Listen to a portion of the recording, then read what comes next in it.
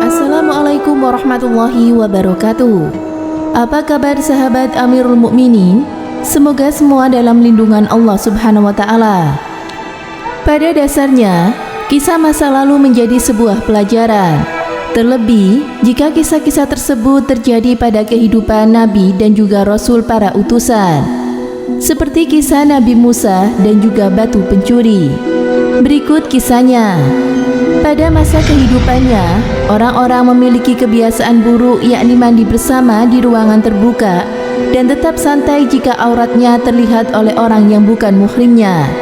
Namun tidak dengan Nabi Musa alaihissalam yang memilih untuk mandi sendiri dan tidak ingin terlihat dengan orang lain. Kebiasaan itu justru menimbulkan fitnah di kalangan kaum Bani Israel. Mereka mengatakan jika Nabi Musa menolak mandi bersama karena memiliki penyakit. Dalam kondisi merebaknya fitnah tersebut, kemudian muncul batu pencuri yang mengambil baju Nabi Musa alaihissalam.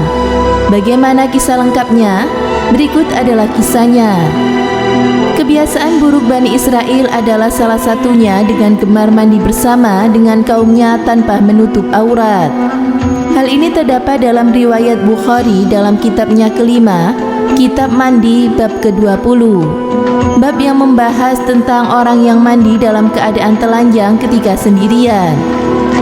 Abu Hurairah berkata, Nabi SAW bersabda, dahulu Bani Israel biasa mandi telanjang sehingga yang satu bisa melihat aurat yang lainnya.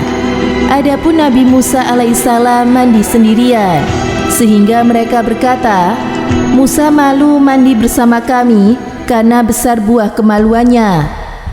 Namun hal itu tidak mengubah kebiasaan Nabi Musa untuk memilih mandi sendiri. Meski sebenarnya saat mandi sendiri, Nabi Musa juga membuka auratnya. Hingga pada suatu ketika, datanglah batu pencuri baju Nabi yang sedang diletakkan di atas batu saat ia menyelesaikan mandi.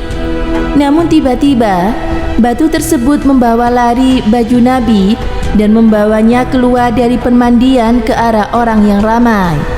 Nabi Musa yang sedang tidak berbusana terpaksa mengejar batu tersebut sebari teriak, "Kembalikan bajuku, hai batu," kata Nabi Musa sebari mengejar batu itu.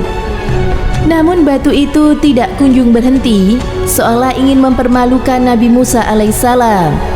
Setelah batu tersebut akhirnya berhenti, Nabi Musa kemudian memukulnya. Abu Hurairah berkata, demi Allah, batu itu ada 7 atau 8 tanda bekas pukulan Nabi Musa alaihissalam. Namun karena kejadian itu semua, orang-orang jadi mengetahui jika Nabi Musa tidak berpenyakit apa-apa, sehingga Bani Israel dapat melihat aurat Nabi Musa. Lantas mereka berkata, demi Allah, Musa tidak berpenyakit apa-apa. Kemudian turunlah ayat yang berkenaan dengan kisah tersebut. Hai orang-orang yang beriman, janganlah kalian menjadi seperti orang-orang yang menyakiti Nabi Musa. Maka Allah membersihkannya dari tuduhan-tuduhan yang mereka katakan.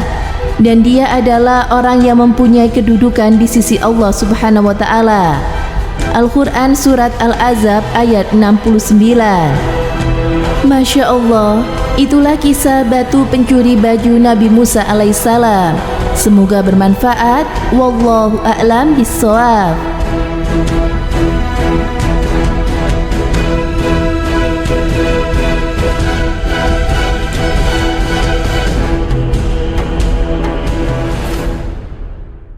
Assalamualaikum warahmatullahi wabarakatuh. Pemirsa Amirul Mukminin yang dirahmati Allah Subhanahu wa taala.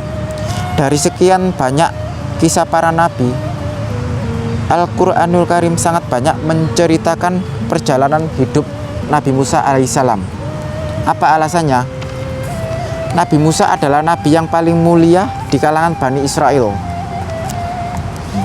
Beliau bergelar Kalimullah atau seorang nabi yang diajak bicara langsung oleh Allah Subhanahu wa taala di dunia. Dan beliau termasuk salah satu 5 nabi ulul azmi. Di dalam Al-Quran perjalanan beliau paling banyak disebutkan Allah. Setelah Nabi Muhammad SAW, Nabi Musa disebutkan sebanyak 136 kali di dalam Al-Quran.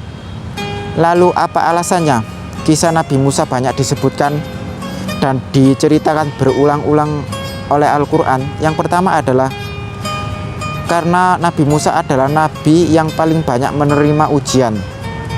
Hal ini diterangkan dalam surah Toha ayat 40. Yang kedua adalah karena kisah beliau memiliki kesamaan dengan kisah Nabi Muhammad SAW. Misalnya kekejaman Fir'aun dan kejamnya para pembesar Quraisy yang menganiaya para budak dan orang-orang lemah. Yang ketiga adalah kisah hidup Nabi Musa dengan umatnya dapat memberi